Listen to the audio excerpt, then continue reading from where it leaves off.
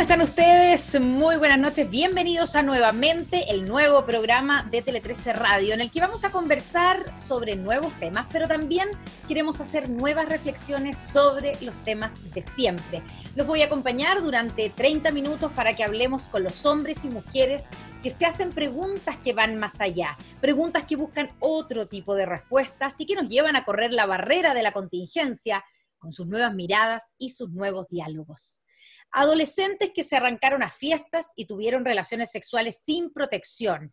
Padres que prefirieron permitir que las pololas y los pololos de sus hijos adolescentes vivieran junto a ellos por un tiempo, son parte de los efectos que ha tenido la pandemia en los jóvenes.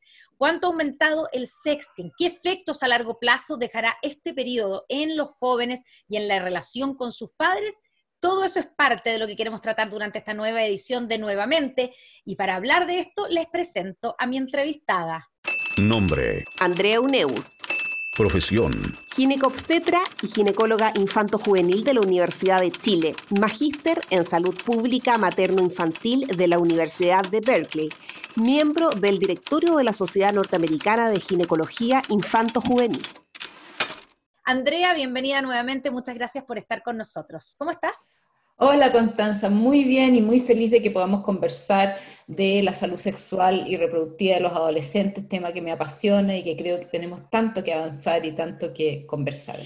Claro, y que a veces lo dejamos como tapado, ¿cierto? Debajo Exacto. de la alfombra. A ver, partamos, Andrea, por cómo ha sido o cómo se ha desarrollado, qué cambios ha tenido la sexualidad adolescente durante la pandemia, porque da la impresión, a uno dice, con el encierro, bueno, ha disminuido tal vez la sexualidad, ¿o no? ¿O no es tan así?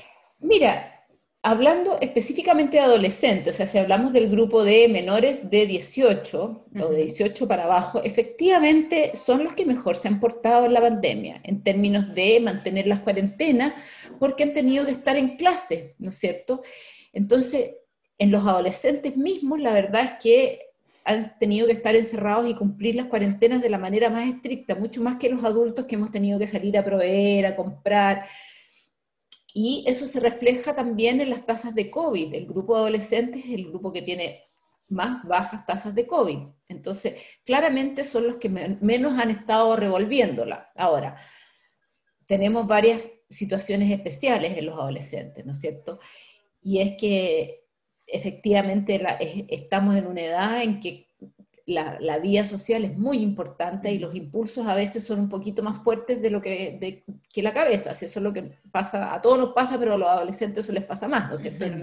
Todos somos impulsivos, pero a ellos y ellas les cuesta un poquito de repente controlar los impulsos. Pero en general, y eso ha llevado a algunas situaciones sexuales de riesgo, pero en general los adolescentes son los que mejor se han portado, los que mejor se han controlado durante la pandemia. Eso tenemos que partir de ahí.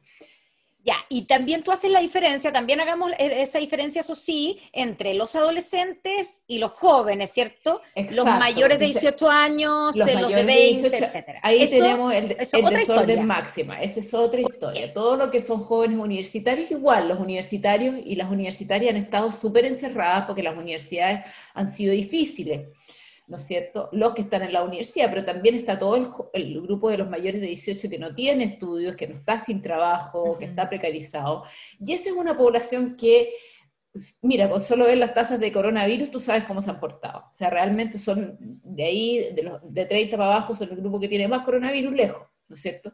Entonces son gente que ha salido, que ha socializado, que se ha escapado a las normas, que ha hecho todas las cosas posibles por mantener la vida adolescente, porque además tienen la suerte de que a ellos el coronavirus no les afecta tan fuerte. Claro. Entonces, para ellos el coronavirus es una gripe, no como para nosotros que si estamos aterrados que nos dé, digamos. Entonces, y en ese caso sí ha habido mucho más actividad sexual y mucho más riesgo y todas las cosas que en el fondo siempre pasan y que en estos contextos de opresión y de encierro y de prohibición provocan también ganas de juntarse, ganas de compartir, de tocar, de sentir. Entonces sí ha habido más actividad en el tema sexual en los jóvenes, sin duda sí. Y ahí ¿Y por qué tú dices que esa mayor actividad significa, o en general, en este contexto, por qué se produce en una condición más riesgosa que previamente al encierro? ¿Por qué esos encuentros tiene que ver algo con el encierro, con esto Sí, de que, no sé, es más apasionado, es menos pensado, con encuentros exacto, porque casuales? ¿Cómo ha influido en ese obviamente, sentido sí, el encierro y la pandemia? absolutamente, porque el encierro y las prohibiciones, es como, no sé si tú te has fijado, Connie, cómo está manejando la gente está manejando como locos, ¿no es Sí. cierto? Eso es lo mismo que está pasando con el sexo, o sea, como ha sido algo prohibido salir, como no te debes juntar con la persona, primero no tienes ninguna preparación, ¿no es cierto? O Mm. sea, nadie ha comprado los anticonceptivos, había un abandono absoluto de los anticonceptivos, y la gente que no los compra, que los va a buscar a los consultorios, les da miedo ir a los consultorios a comprar, a adquirirlos. En los consultorios ha habido bajas importantes, hemos tenido problemas con algunas marcas de anticonceptivos. Entonces, primero, los anticonceptivos, ha bajado el uso de anticonceptivos muy importante, y el mismo tema con los condones, o sea, la gente que busca condones en los consultorios le da susto ir a los consultorios porque se va a enfermar, la gente que va a la farmacia no quiere ir a la farmacia porque está llena de enfermos. Entonces, ha habido mucho, mucho sexo y condiciones para que se produzca el sexo sin protección, que son esta como prohibición y esta salir de la prohibición, y la poca capacidad de prepararse, ¿no es cierto?, de prepararse para un encuentro sexual seguro. Estas Y son eso como, probablemente vamos a ver las consecuencias en algún minuto. ¿Qué consecuencias puede tener esto concreto, este tipo, ¿cierto?, de forma en que se está relacionando los jóvenes y los adolescentes hacia adelante, una vez que salgamos de la pandemia?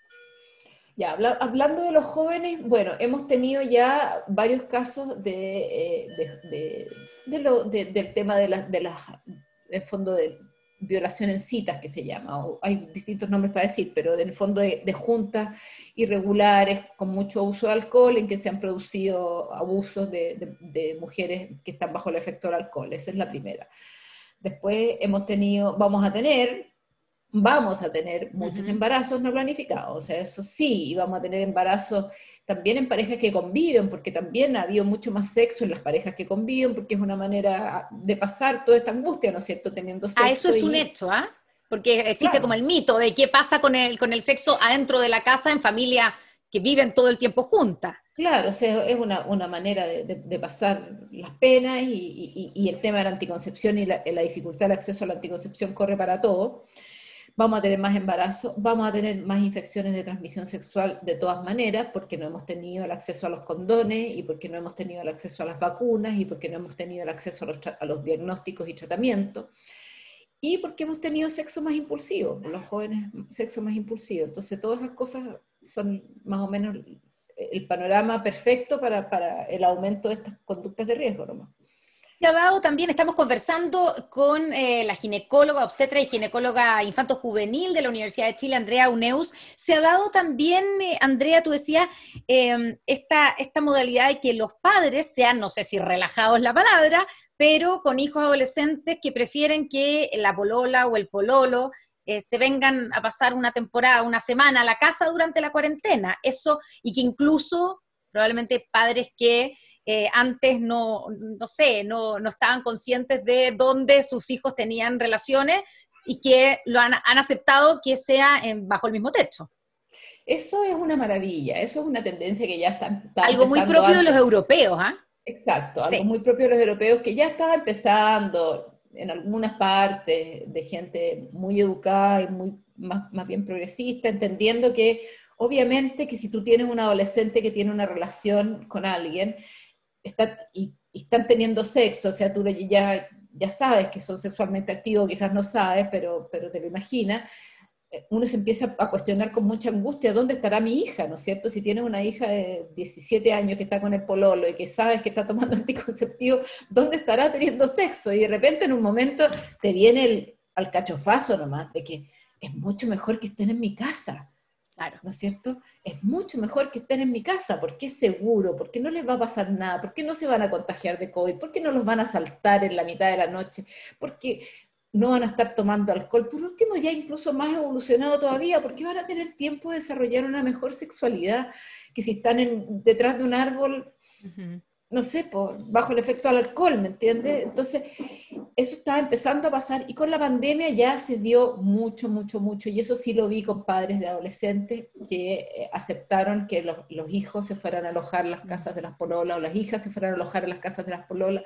Incluso tuve casos de padres de adolescentes que le pedían cada vez que ocurría este cambio de casa que se tomaran un test de COVID, ¿no es cierto?, al que cambiaba de casa, y con eso ya se podía quedar una semana en la casa de la polola. ¿Y cómo eso podría cambiar de alguna manera no sé, o tal vez no, pero la relación de los adolescentes con sus padres, con esos padres que en el fondo hay alguna barrera que se cruza que antes no se había cruzado? Exacto. Claro, una barrera es que todo este tabú que tenemos, Connie, de que nosotros no podemos hablar de sexo con nuestros hijos. Sí.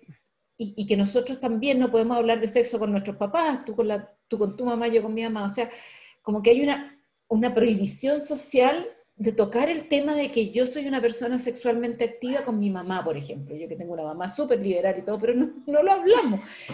Ni siquiera tú, digamos. Ni siquiera nosotras, ¿me entendí? Mi mamá es feminista. Ahí se nos viene la tontera. Entonces, es saltarse ese tabú porque no tiene ningún sentido.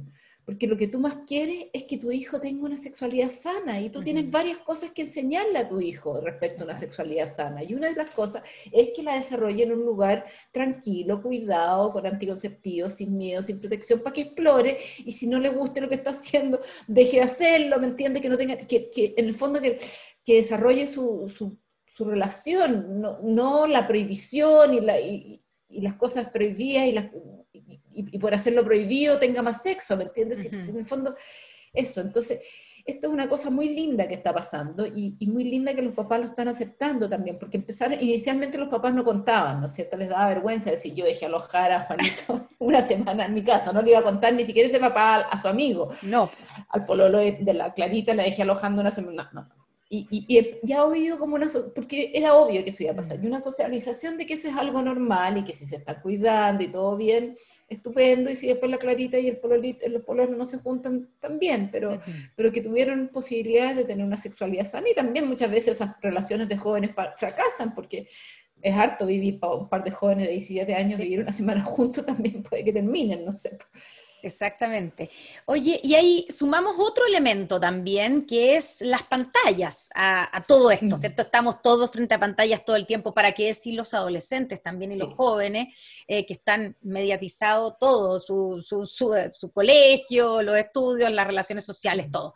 Y ahí hay peligros también, estoy pensando en el sexting. ¿Ha tenido eso o hay información sobre que efectivamente ha habido un aumento de casos de sexting o de cualquier tipo de abuso que se produzca a través de las pantallas?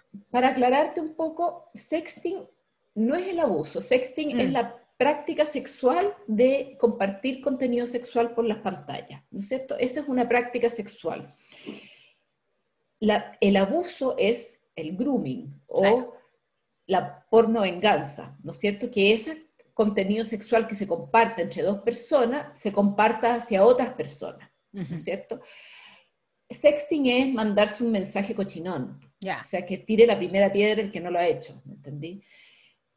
Todos lo hemos hecho. El problema, la pornovenganza, es que si ese mensaje cochinón que alguien le mandó a esa otra persona es mostrado en redes sociales a todo el mundo. Ese es el problema, ¿no es cierto? Y peor aún cuando es con fotografías y videos. Exacto. Peor aún con fotografías y videos. Entonces, lo primero que tenemos que entender que en este contexto de pandemia es normal que haya habido mucho sexting, y que hace mucho tiempo hay mucho sexting, y que no es solo un problema de los adolescentes, de los adultos también hay mucho sexting, ¿no es cierto?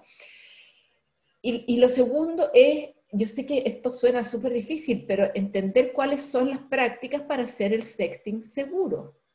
Ya, o sea, existe el sexting seguro. Partamos claro, por ahí. O sea, es súper difícil porque en el fondo tú le estás confiando a la persona con que estás teniendo sexting algo muy íntimo, y esa persona lo puede usar, pero en el fondo tiene que ser, el sexting debería ser una práctica segura, y que tú tengas con una persona segura, y decirle que no grabes y que tú no grabes, también hay muchas cosas más, o sea, que sea una persona que tú confíes en el fondo y que esa persona no vaya a compartir ese contenido con otras personas, ¿no es cierto? Por eso no es algo para hacer con una persona que conoces por primera vez, ¿no es cierto? Claro. O que conoces en un sitio público.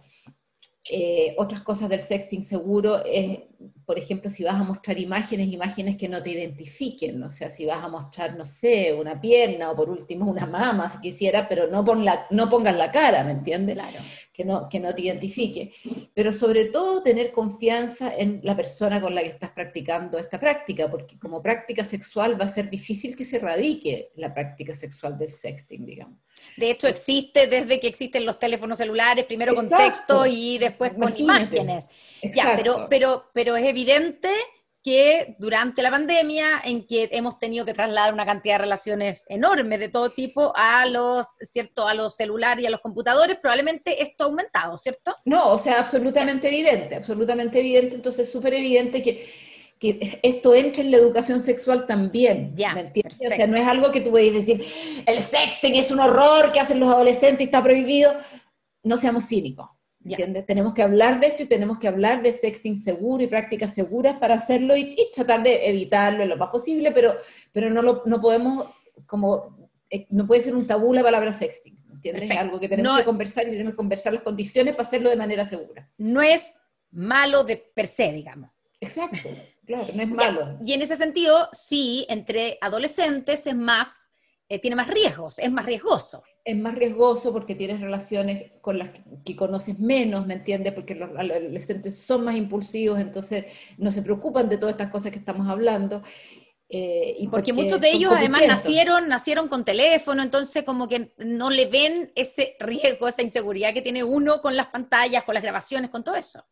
Claro, y está todo el tema del bullying, ¿me entiendes? De que en el fondo tú mandas una imagen, bueno, vimos en todas las películas de adolescentes que hemos visto, ¿cómo se llama? Cómo el bullying por imágenes puede destruir la vida de un adolescente, lo hemos visto muchas veces. Entonces es eso, es como crear desde chiquititos a los adolescentes conciencia de todo lo que puede pasar si pasa ese tipo de imágenes a gente que te puede destruir, digamos. Exactamente. Estamos conversando con Andrea Uneus, ginecóloga, obstetra y ginecóloga infanto-juvenil de la Universidad de Chile.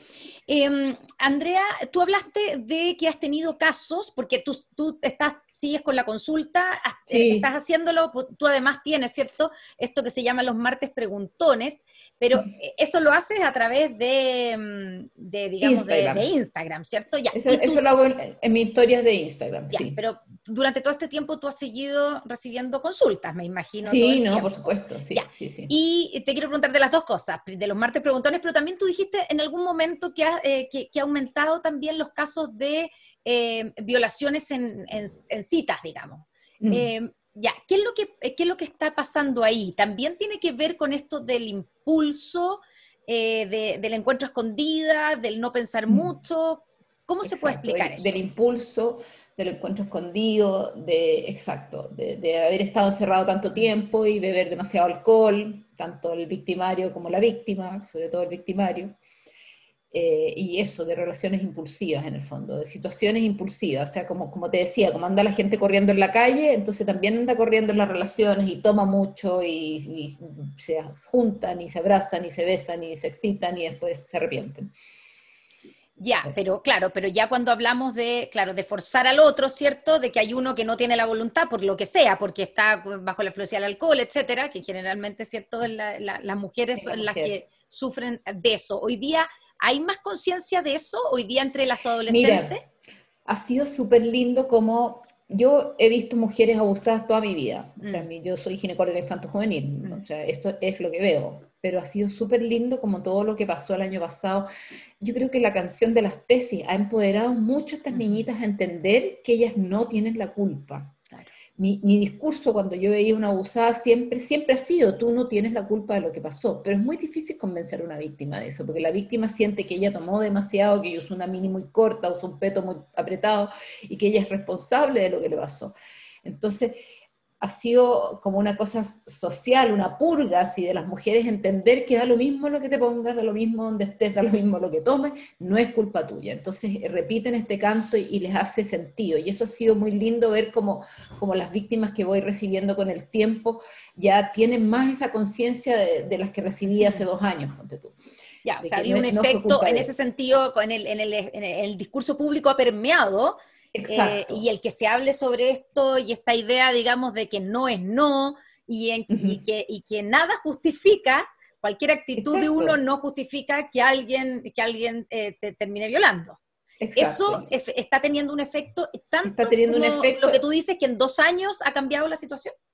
Sí, ha tenido un efecto. Sí, es bien importante, Connie, es súper importante cómo las mujeres están entendiendo más fácilmente que no son víctimas, que no son responsables, quiero decir, las víctimas de abuso. Y eso es bien impresionante verlo, porque antes es muy difícil convencerlo. Siempre nosotros ofrecemos terapia a este tipo de víctimas y todo, muchas veces ni siquiera quieren acceder a ellas, pero hoy en día sí, están entendiendo que ellas fueron víctimas y llegando así, a mí me violaron. Y eso es súper distinto a cuando tú empiezas recién a investigar una paciente y le preguntas, ay sí, me pasó, pero fue culpa mía, porque yo había tomado mucho, porque... Entonces ahora viene la niña, sabe exactamente lo que pasó. Claro, le pone el nombre, efectivamente.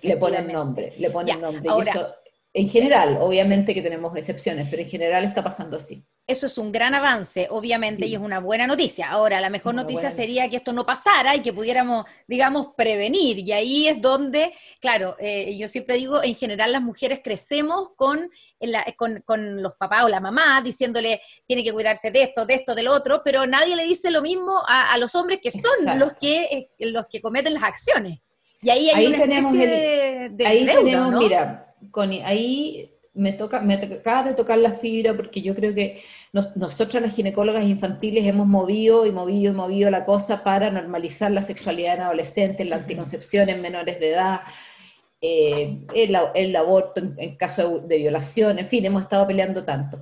Pero ahora nos enfrentamos a un desafío mayor, que son nuestros hombres adolescentes, que los tenemos votados. Nosotros tenemos que educar a nuestros hombres en consentimiento sexual desde chiquititos. La educación sexual para los hombres es muy importante. Si no, la educación sexual las mujeres la hemos tenido que aprender, porque si no nos embarazamos. Exacto. Pero los hombres como que no tienen esa necesidad, y no tienen a todos los ginecólogos infantos juveniles, matronas y todo encima. Entonces, la educación sexual en consentimiento sexual en hombres es una deuda nacional que tenemos, que enseñarle a nuestros hombres cómo se trata una mujer, cómo se consiente, cómo se educa, cómo se logra el consentimiento sexual. Y en los hombres hay otro tema también súper importante, que es la protección sexual y la responsabilidad en la protección sexual. O sea, también tenemos como un asumido social de que la anticoncepción es responsabilidad de la niñita. Que si tú eres mamá de una niñita, tú tienes que llevarla al ginecólogo, que la niñita tiene que tomar anticonceptivo. Que está bien, pero ¿y el hombre? ¿Qué responsabilidades tenemos como mamás de hombres? Fíjate que tenemos responsabilidad de que el joven tenga un condón que sea cómodo para él, ¿no es cierto? Enseñarle, hacerle probar una degustación de condón a los 14 años para que el chico sepa cuál es la marca que le queda bien, de acuerdo al ancho de su pene, de acuerdo a la textura, si es alérgico, todo eso. Ya, primero. Segundo, hacerle exámenes al niñito cada cierto tiempo, ¿no es cierto? Controlarlo. Nosotros con las niñitas lo hacemos, niñitas sexualmente activas, le estamos tomando VIH y clamidia todos los años. Y a los hombres, ¿quién les pide eso? No, yo estoy sanito, dicen los hombres. Claro. Tercero, vacunarlos contra el virus papiloma. Vacunarlos contra la hepatitis B. Recién en hepatitis B vamos en 7º básico, y en virus papiloma vamos en 4º básico con los hombres. O sea, a todos los adolescentes ahora, los padres de adolescentes hombres y los médicos, deberíamos estarnos preocupando de todas esas situaciones de salud sexual y reproductiva de ellos. Y específicamente en la población de hombres que tienen sexo con hombre, hacer estas intervenciones de una manera mucho más perentoria y proactiva, porque esos chicos, los hombres que tienen sexo con hombre en Chile, están con un 15% de VIH. Claro, y eso es gravísimo. Y eso es porque los papás, o sea, porque no recibieron nada de educación sexual, porque todo su inicio de vida sexual ha sido en la marginalidad más absoluta, porque nadie ha enfrentado, ningún padre que tiene un hijo gay le dice, a ver, pucha, te puedo ayudar, te puedo dar PrEP, además tienen tratamiento, ahora podrían tomar PrEP para infectarse. Entonces, estamos en una verdadera deuda importante con la salud sexual y reproductiva de nuestros adolescentes varones. Mira, qué relevante eso. Ahora, tú hablabas del tema de los anticonceptivos y de los preservativos. Volviendo a la pandemia, tú decías que hay una cosa preocupante y es que, por esto de no ir a la farmacia o no ir al consultorio, pero también por una idea de que el distanciamiento te permite dejar de tomar anticonceptivos, también hay adolescentes que han tomado, o jóvenes que han tomado esa opción. Y adultas y todo, sí. Todo. Sí. O sea, todos nos relajamos. Todos nos relajamos con el anticonceptivo, además que porque los anticonceptivos son caros, tenemos que decirlo, y estamos todos pobres, ¿no es cierto? Claro. Te de gastar las 15 lucas en la cajita y no tenés 15 lucas para comprar el pan, ¿me entendí? O sea, estamos pobres, ¿sí? Entonces, obvio que hay muchas razones. Ya, y ahí hay que poner, hay un punto importante donde hacer, digamos, El énfasis, llamado claro, atención. por eso ponte tú, una de las razones, nosotros hace años, ya que unos 10 años, ¿no es cierto?, que salió, un poquito menos, pero salió un trabajo muy importante para nosotros los ginecólogos que es el trabajo que mostró que los anticonceptivos de larga duración, los dispositivos y los implantes, en vida real son 20 veces más eficaces que todos los otros anticonceptivos, que las pastillas, los anillos y todo. Porque todos los estudios que se hacen con mujeres pagadas, y esos estudios no valen. En esos estudios te dicen que la pastilla tiene un 1% de falla, pero eso es porque te están pagando por tomarte la pastilla, es muy distinto. Entonces, estos estudios de vida real nos mostraron que tenemos que tratar de priorizar la anticoncepción con métodos de larga duración. Y eso ha sido súper importante en la pandemia, y las mujeres que han podido se han dado cuenta. O sea, ya no tenemos que cambiarnos de las pastillas a un implante o un dispositivo. Primero fue el estallido social, que se cerraron las farmacias, ¿no es cierto? Entonces, así como anécdota, yo tenía una paciente que tenía un dispositivo que estaba en una protesta y me decía, Andrea, estábamos todas en la protesta y yo escuchaba cómo le sonaban las alarmas a todas mis amigas de que se tenían que tomar las pastillas y obvio no se la podían tomar y yo tenía un dispositivo intrauterino y era feliz. Pero claro, o sea, la vida es muy compleja y después vino el estallido, después vino la pandemia, quiero decir, donde también nadie quiso ir a la farmacia, las farmacias se cerraron, entonces favorecer siempre la primera opción en anticoncepción, si quieres seguridad anticonceptiva, métodos de larga duración, dispositivo intrauterino o implante. Eso es el mensaje. Y finalmente, Andrea, porque se nos acaba ya el tiempo, a través de tus martes preguntones, ¿tú ves una evolución en ese sentido, en términos positivos, de mayor apertura, de que los adolescentes hoy día saben más, conversan más con sus padres acerca de su sexualidad, de padres que se hacen cargo y cruzan esa barrera, o todavía hay mucho camino por andar? No, yo lo veo claramente. Mira, yo, para contar bien, yo soy en Instagram Doctora Uneus y los martes en mi historia respondo preguntas a través de los martes preguntones, que se llama, es una actividad que inventé, y respondo todas las preguntas de adolescentes y de puerta. Yo he visto claramente con los años cómo pasa con y cómo ha mejorado la cosa. O sea, claramente muchas adolescentes a la primera persona que le cuentan que iniciaron su vida sexual es a su mamá o a su papá, que era su papá. He visto cómo conversan de anticoncepción, qué anticonceptivo usa la mamá es un tema que se discute en la mesa. Y eso naturaliza todo, que anticonceptivo usa, o que el papá si es una vasectomía es un tema que se discute en la mesa, en las casas de la familia. He visto cómo los padres y las madres, también llevados por experiencias difíciles que tuvieron en la adolescencia, hacen esfuerzos para que sus jóvenes tengan una mejor experiencia. Llegan a mi consulta madres jóvenes que han tenido sus hijos muy jóvenes, con adolescentes, para que las chicas inicien su anticoncepción tempranamente, porque a ellas nadie las llevó y ellas tuvieron que vivir un embarazo joven. Entonces, he vivido mucha evolución desde que yo partí, mucha evolución en la mentalidad, el control sano, por ejemplo, del adolescente está partiendo con la menstruación. O sea, desde que llega la primera regla, la madre quiere que su hija esté involucrada con un profesional de salud sexual y reproductiva que le ayude con todo, con dolores menstruales, con reglas irregulares, con ovarios poliquísticos y con salud sexual. Y eso es lo recomendable. Siempre, yo sé que esta pregunta te la hacen siempre, pero siempre es bueno volver a repetirla para las madres de que tenemos hijas, mujeres. ¿Cuándo llevarla al ginecólogo? Claro, ese es el momento, la primera ginecóloga en realidad. Sí. Bueno, hay de todo, pero la primera menstruación es un gran evento donde empezar a tener esta relación. No te digo que yo en la primera menstruación, nosotros no examinamos a las niñas en los primeros controles, examinamos a las niñas mucho más grandes cuando tienen algo, pero es establecer una relación, es una consulta de amistad y de salud en el fondo. Llegamos al minuto del recomendado, Andrea. Si a alguien le interesa ahondar en este interesante tema que hemos conversado durante la última media hora, ¿hay alguna recomendación que nos puedas dejar? Un paper, un libro, página web, una película, lo que sea. A mí me gusta Sexual Education, la serie. Ya. Esa la recomiendo con todo. Realmente la serie inglesa Educación Sexual, además que hay una doble mía ahí que actúa. ¿En serio? No, todos me han dicho que me parezco mucho a la Igual. actriz, lo que me encanta, que tiene el pelo del mismo color. Pero es una serie muy, muy bien hecha, muy, muy interesante, que a los jóvenes les gusta mucho, la serie Sexual Education, y sobre todo lo que es educación sexual y desarrollo sexual en la adolescencia. Hecha se trata de una madre que es sexóloga, que tiene un hijo que va al colegio y todo. Ellos mismos tienen dificultades para conversar, porque igual al niño le da vergüenza tener esta madre que es sexóloga, ¿no es cierto? Y Que todo hace tu madre es sexóloga, claro. Claro, como que todo eso es muy divertido, pero es una serie muy, muy, muy interesante para plantear todos estos temas y verlos desde un punto de vista más moderno. Tanto la sexualidad, también toca bastante la sexualidad adulta, pero la sexualidad joven realmente es una serie que recomiendo. Y bueno, y lo otro, que me sigan en mi Instagram y que me pregunten los martes preguntones también. Todas las preguntas que les queden. Muchas gracias, Andrea Uneus, por esta conversación nuevamente. Muchas gracias por estar con nosotros. Muchas gracias a todos ustedes. Muchas gracias a todos ustedes que nos han seguido por Instagram TV y también, por supuesto, por la 103.3 FM. Nos encontramos mañana en un nuevo capítulo de Nuevamente. Que tengan muy buenas noches. Muchas gracias nuevamente, Andrea.